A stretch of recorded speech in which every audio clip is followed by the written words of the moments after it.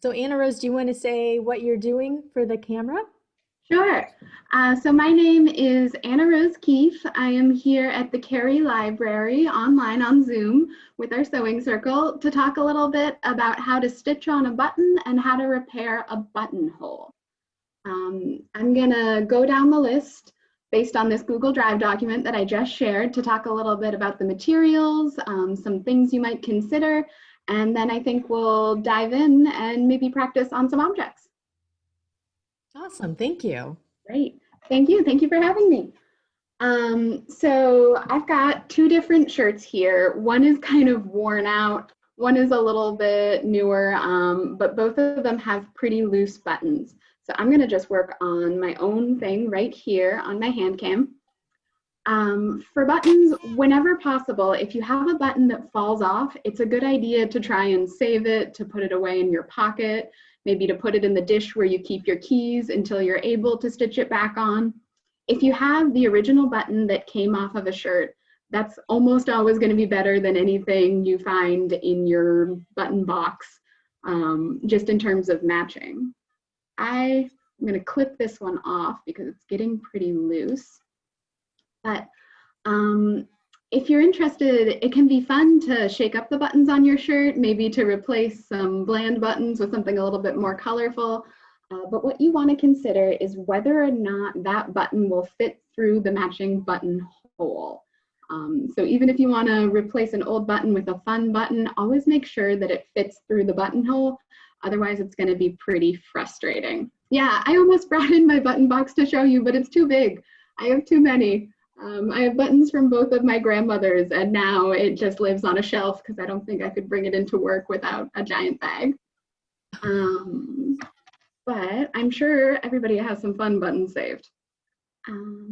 If you have lost the button, if you don't have anything, a good place to check for a spare button is in the side seam of a shirt.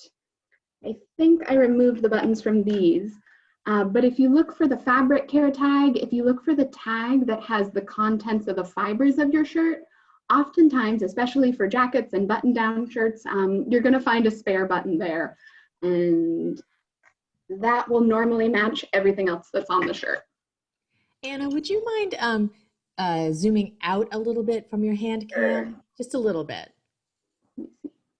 Thank you.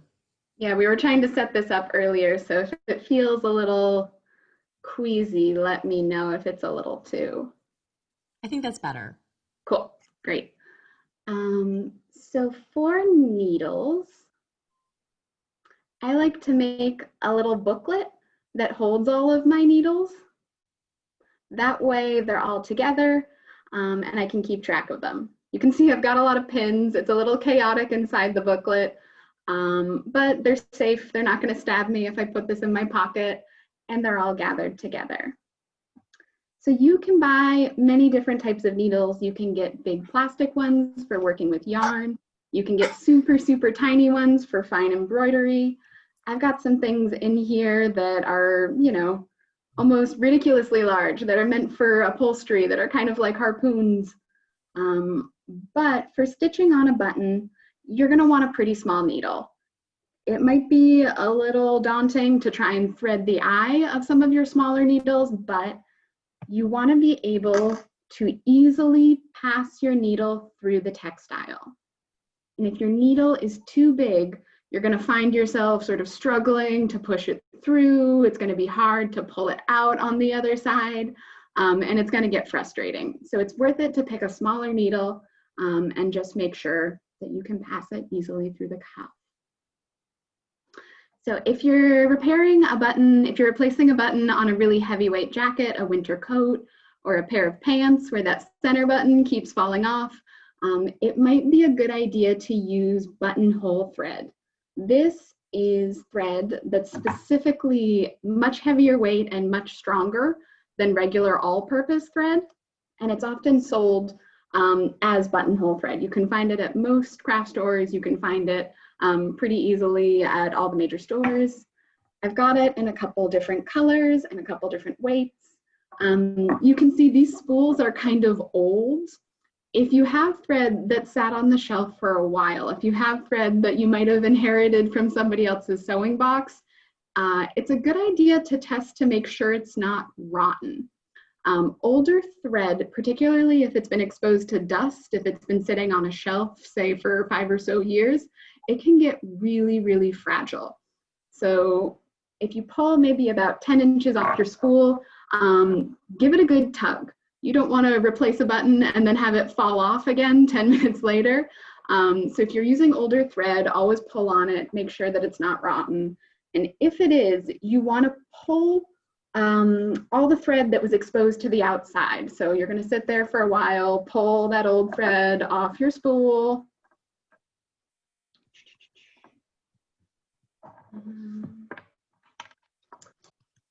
And then once you have all of the fresh thread that was on the underside, the thread that wasn't exposed to any dust, you can cut it off. And then if that is strong enough, you can work with it.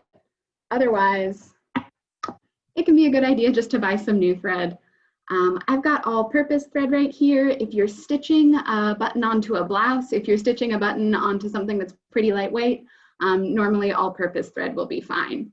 Button thread is great for jackets. All-purpose thread is probably fine for most shirts.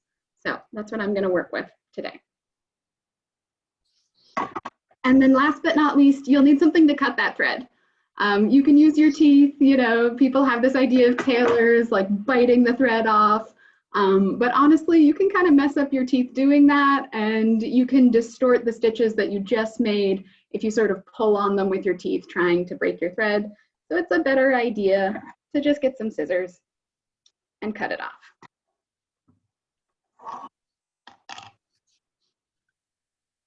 So we have got, before we start, a garment, a button, some thread, and some scissors. And that's pretty much all you need for this.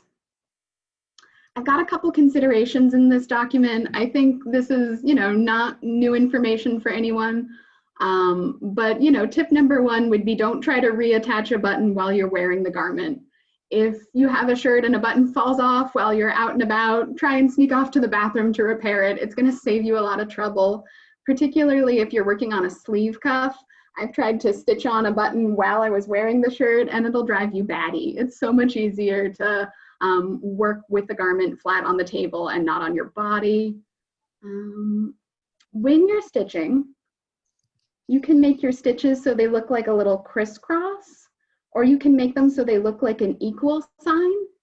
In general, it's just best to match whatever is happening on the rest of the shirt. This is not really a thing where there's hard and fast rules of all seamstresses do one or all seamstresses do the other. Match whatever the designer decided the shirt wanted, and that will probably look best.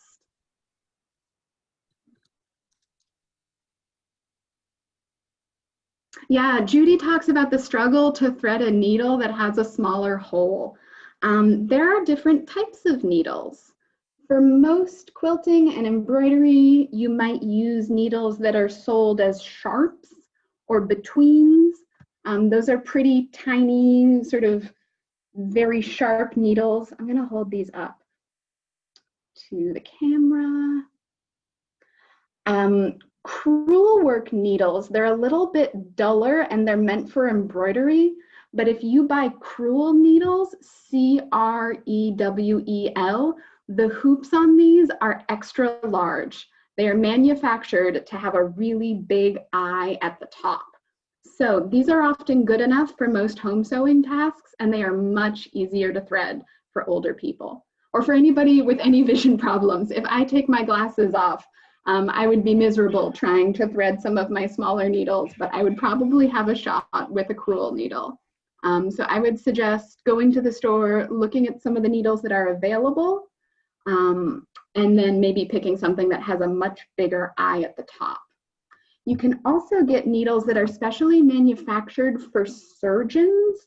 I don't have any here, but they, instead of threading through the eye, what you do is you thread down from the top. They have a little channel at the top that's just small enough that if you pull down, you can thread the needle without actually having to pass it through the eye. So I can find a link for those maybe when we're done with this and put that in the chat. That can be pretty easy as well. Thank you. No, of course. And then there's another technique. Anna Rose, you had said that you should use a thinner needle though for buttons. So can you still use a crewel needle for like buttonholes? I think so, yeah. You might have to space your stitches out a little bit.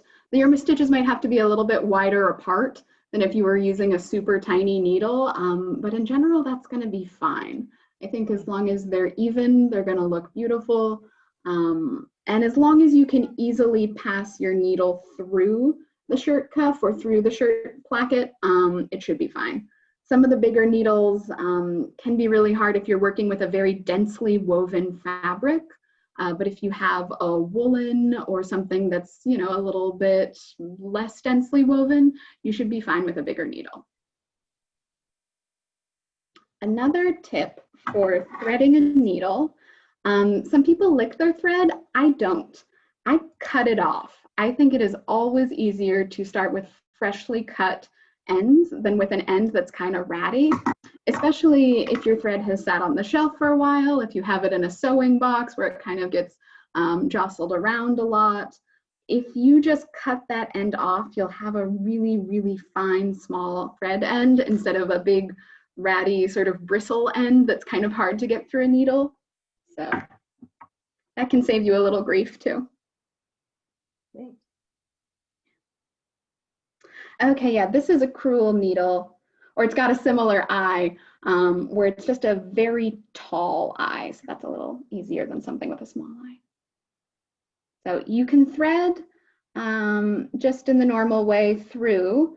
And then another tip is if you take your thread and you just fold it back over so that you've got a loop, and then you spin it in between your fingers a little bit, you can make a fine little loop that's easier to put through just because it's a little bit stronger. Yes. Yeah. So, and it's a little bit easier to see that way. So, if you're using all-purpose thread, you can thread your needle singly. I'm sure you guys all know this, but just in case somebody watching the YouTube video doesn't, you can do what we call single threading, where you have one tail at the end and you tie a knot, or you can do what we call double threading, where you tie both ends together. And because I'm using all-purpose thread, I'm going to tie both of my ends together. You can do that with a square knot, but I think the easiest way is to just wrap your thread around your finger a couple times and push that loop right off your finger, like so, and then pull it tight just with your thumbnail. And that makes a really big knot at the end that's nice and secure. If you're worried about this being bulky, you can clip it off when you're done. But it's going to make sure that this doesn't pop through when you're working and that it doesn't undo everything that you've already done. So now that let's go over to our shirt. If you have the original threads left behind that show where the button once was, it's always a good idea to use that as a guide. You want to make sure, especially when you're doing buttons that go down the center front of a shirt, that your button will line up with your buttonhole. If it gets skewed, it's not going to close properly, you're going to have gapping, it might not lay flat, and that's going to be a bummer. So it's always a good idea to look for the old spot and to just go there, stitch your button there. So even when you've removed the threads, you might be able to see some distortion in the weave structure. You might be able to see some holes that the threads left behind. So sort of go hunting first to see if you can tell where the button used to be. Now, before we place our button, I want to make 2 stitches that are going to remind me where these stitches should go. So I'm going to do just a little X marks the spot before I even get the button involved, using those old stitch holes.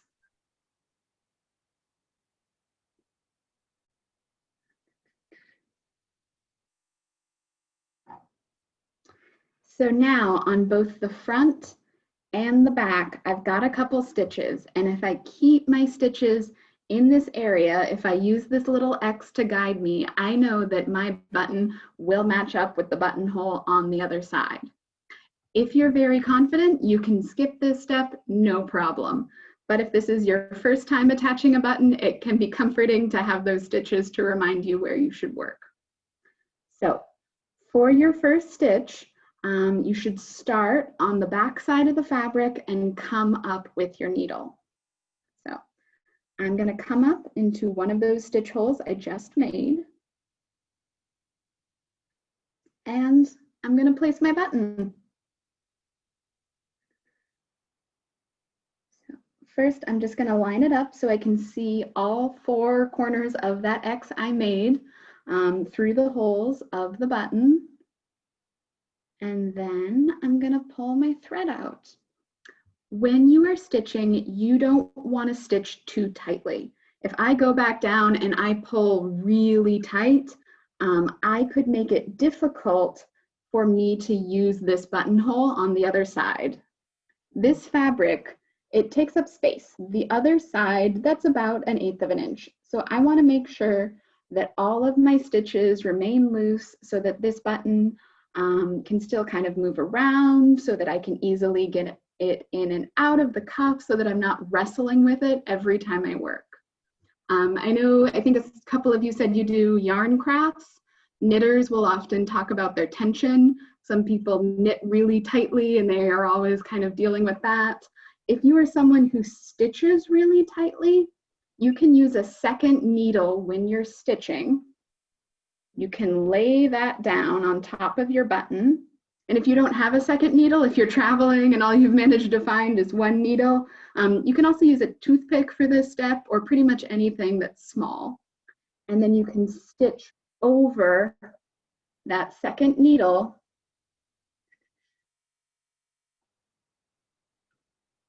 Just make your stitches on top of that. And that will keep a little bit of extra space. So if you find that when you're stitching buttons, they wind up really, really tight and they're hard to use, consider using a second needle to space out your stitches. So I'm going to try that with this one. I'm just going to leave that in place as we work. And you can see I just made my second stitch. So now we have started to secure the button to the cuff. I'm going to make my stitches look like equal signs. So my button has 4 holes and I'm going to go across on the bottom and then across on the top. So that is a pretty easy method if you've never done this before. In general, you should make at least 6 stitches. It doesn't matter if you're doing it shaped like an X or shaped like an equal sign. You want at least 3 stitches holding each set of holes in place. You can do more if this is a button that's fallen off a bunch of times, if it's a really heavy coat, if it's a really, tight pair of pants and you want to secure it extra sort of strongly. You can use more, but in general, 6 is a good number for shirts. It's not too bulky, it's not too much. When I am pulling my stitches, I'm double checking to make sure that both ends of my thread, because I double threaded this needle, I want to make sure that there are no loops, that there's nothing on the back that's too weird. So I'm making sure that both sides of the thread have gone through. I am now making my 3rd stitch. And then I'm going to go down to the bottom 2 holes. I'm going to place my stitch based on that X I started with. And I'm going to make another 3 stitches.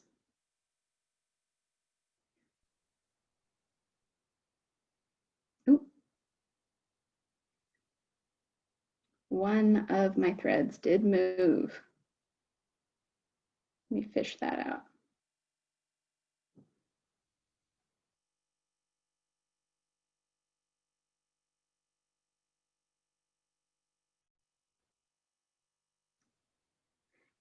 If you find, like me, that you accidentally placed a thread in a weird way, use your needle to go fishing for that thread. You can sort of tease it out and then put it back into place.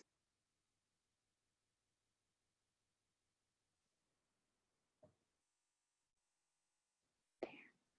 Now I am making my final stitch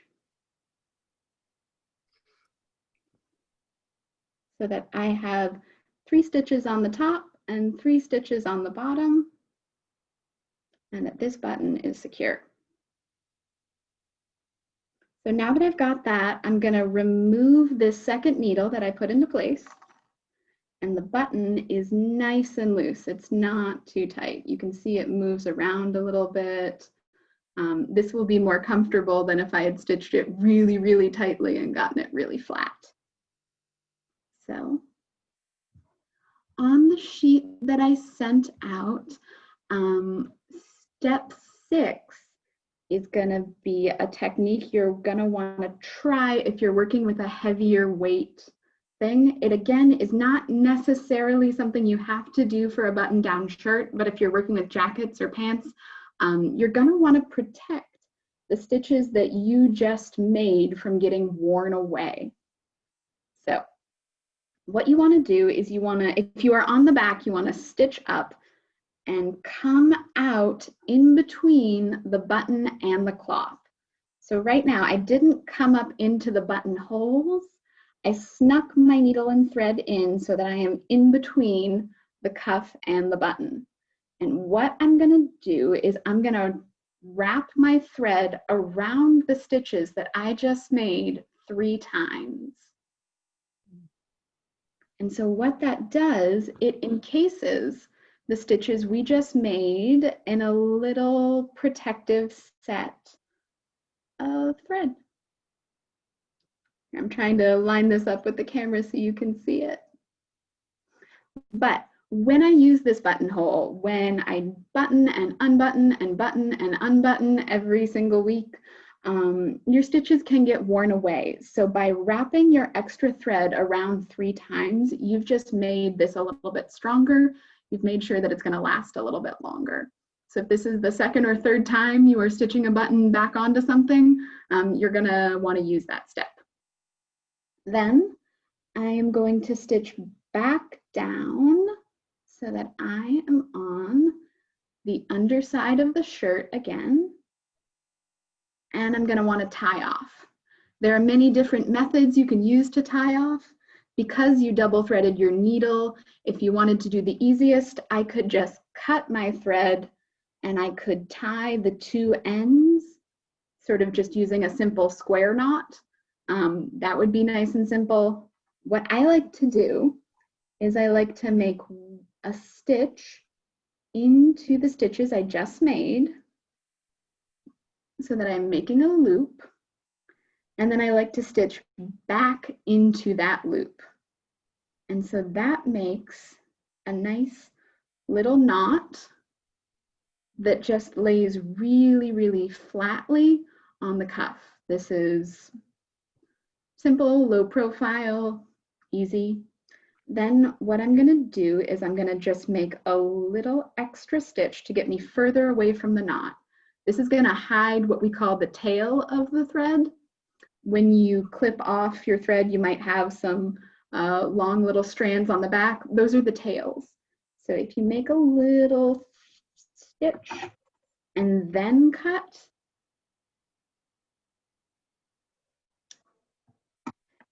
you've got a tail, which will prevent this from being pulled out, but it's hidden inside the cuff. So then you have a button stitched on. It's not too tight. It's lined up in the right spot because we made that X, and it's protected from abrasion. So there we go. I feel like I should clap. Oh, please. No, did anybody else stitch along with me? Does anyone else have a button? Yay. Awesome. Patricia. That's great. Oh, You're the only one nice. I can see right now. Oh, and Seema too. Awesome. Oh my goodness. I love it. Thank you all. Wonderful. Okay, do you want to talk a little bit about buttonholes? Yes, please. Yes. Cool. I'm going to move on to that. Let me see where my sample is. There we go. Okay. So on the final page of the document that I sent you, I've got a little diagram on how to do a buttonhole stitch. If any of you are familiar with a blanket stitch, it's very similar. They can be hard to tell apart if you're not looking quickly. You can use a buttonhole stitch to do decorative embroidery. You can do this sort of in the middle area of a fabric, but we are going to talk about making these stitches on edges of fabric today. We are going to talk about using these stitches to protect raw edges so that they don't unravel further. So what I've got here, this side over here is a blanket stitch. And this one over here is a buttonhole stitch. It's a little hard to tell, I think over Zoom because it's a little grainy, but a buttonhole stitch has an extra little bead sort of at the top that helps make it stronger. This protects it from abrasion. Before we were talking about protecting our button from being worn away. Now we're going to talk about protecting our buttonhole from being worn away by the stitches of our button that we just used to attach our button. So for this right here, I'm going to grab my other shirt.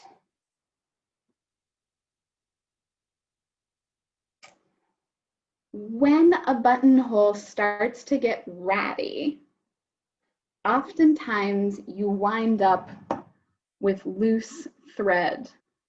If these get long enough, if these threads coming out of the buttonhole get long enough, they can wrap themselves around your button and you can kind of get a little bit trapped in your coat.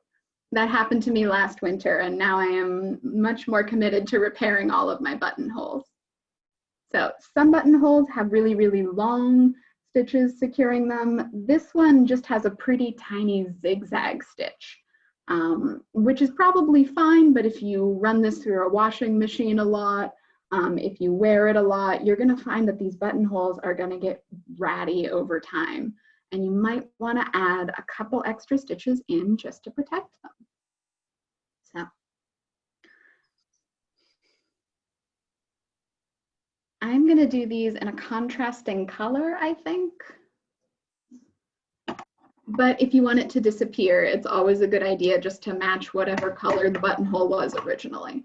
If it was originally white stitching, the stitches that you make are going to disappear if you probably use white thread. That'll be a bit of a better match. So, that right there. I am again, for this, I am probably going to use only a single thread. When you work with a single thread, you have to keep track of this tail, this other end. So I've got one end with a knot. There, one end with a knot and one end that's just sort of hanging in space. So as I work, I'll just adjust where that tail is. I'll just keep tugging on it. But I have to keep track of it so that it doesn't accidentally come unthreaded. So what I'm going to do is I'm going to start basically with just a loop.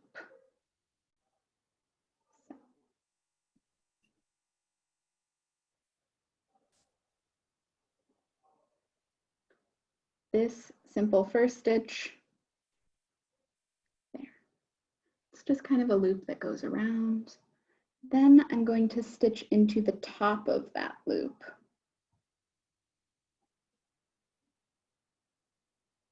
So that I've got a little bit of tension.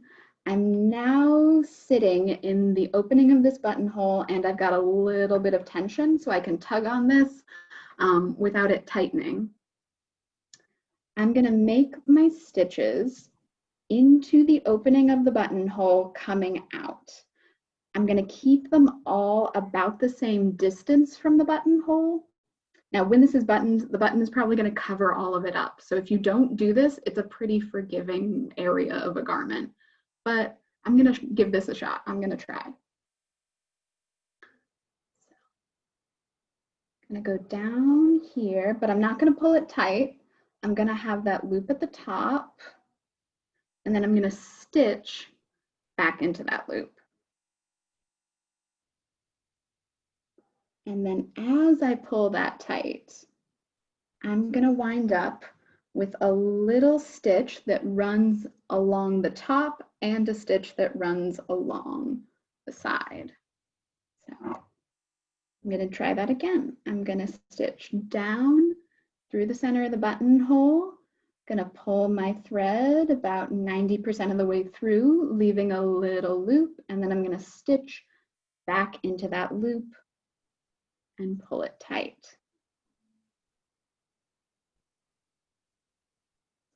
Getting the tension of these to be even can be a little challenging, so it's always a good idea to go slowly and not to pull too tightly.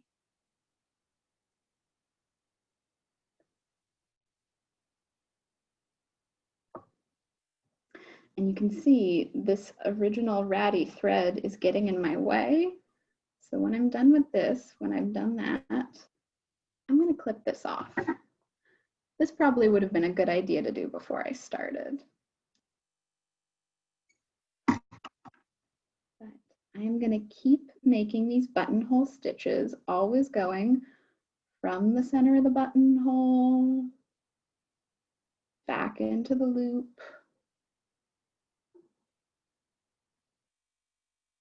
And you can see I've got a little bit of thread that protects the raw edge of the fabric, and I've got these anchoring stitches.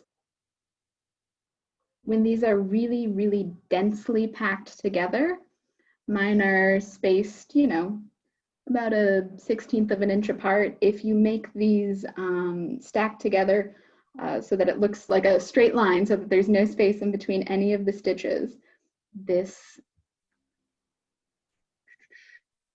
can be very, very strong.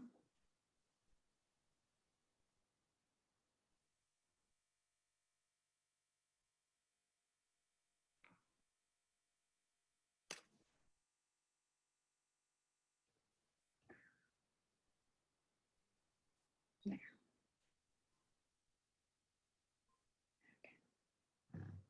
Okay. Are there people trying this? Is this working out for you? Actually, no. Oh, no, okay. Do you want to switch to a different view so I can see what you are doing and we can do a little troubleshooting? Okay. All right. I mean, I'm just using my blouse, and at the end of my blouse, Yeah. just putting it on the end that is already actually tucked under. But so if you hold it up to the screen, let's see what's happening. Okay, I don't know. Oh, sorry. Yeah. It's Hard to see. Yeah. It is because it's pink and it's a white thread. But I don't think you're going to get to see the thread too much. Oh, sorry. No, it is hard to see. Yeah. All right. Just run me through the first loop that you make to secure. Yes. Here, I'm going to cut this thread off, head down to a different area and start it again. Maybe with bigger stitches. I'm thinking it'll probably be easier if I do it with bigger stitches. Okay. So the first loop is going to come from the back. I'm going to go all the way around and then make a second stitch that comes from the back. And that'll give me kind of like a straight up and down whip stitch. Just one loop right there. And then I'm going to go to the top of that stitch where it's on the edge and stitch into there. Okay. I don't want to pull it too tight because that'll distort things. but then I've got 1 stitch on the back and what looks like 2 stitches on the front. Okay, I have just 1 stitch on the front in my thread. I don't know. So what you're going to want to do, Yeah. if you, I mean, I do have it connect. Okay. I actually do have 2 stitches too. It's at the top. You see it? Yeah. If you just sort of have your needle right there, it's not going to be really secure at the top, but you just want it there for when you make your next stitch. That's where you want to start. Okay. Then I am going to come from the back again, stitch down, and only pull it through about 80 or 90% of the way. So I've got a big loop at the top, and I'm going to stitch into that loop. Right. And then very gently pull. Yeah. And it might distort that first stitch, but you're going to wind up with a stitch that is secured at the top. And then make a second. Or are you there? Are you there yet? Yeah. I'm cool. No. If you do that a couple times, make a stitch. If you make a stitch, go through the loop. Go through the loop. Yeah. Okay, now the first one. You're going to start seeing the pattern. The first one looks wacky, but the first one is at an angle. It it doesn't stay on top. No, it doesn't, unfortunately. Okay, so now I get it because that's what was happening. I get it now. Great. Okay. Good. And this is the buttonhole stitch? Yes. Or a good stitch. I get it. Okay, perfect. All right, you can't see it, but I do. It's great though, I can tell. It's a beaut. Okay. And there's a diagram on the final page of the Google Drive document that has a little A, B, C, D layout that you can use if you forget this, because I always have to double check that I'm making the right stitch, that it's a buttonhole stitch and not a blanket stitch.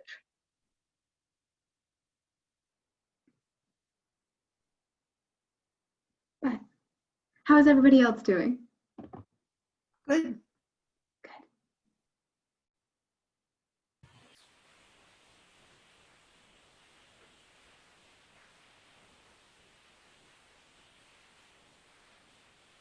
There, see.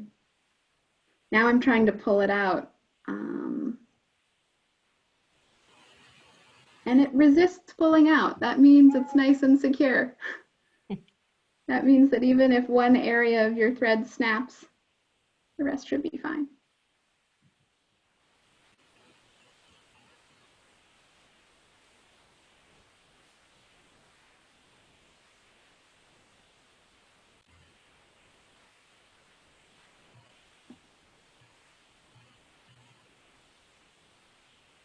Okay. So we are at 10:50 now. We spent a while practicing our buttons. Does anyone have any plans to do any craft projects this week? Let's see. Possibly. Not with sewing, but basket making I do. Oh, nice. What types of basket making do you do? Nantucket, actually. Oh, fun. Now that actually, I made this little mini that I have on. But, nice. Wonderful. we have a nice place here, the 1800s house that you can take classes outside. So that was good during the pandemic. That is great. Yeah. Can I just ask, Anna Rose, are you done with the demonstration for the? I think so, yeah, unless anybody has any other questions they'd like to ask. Okay, then thank you so much. I'm going to just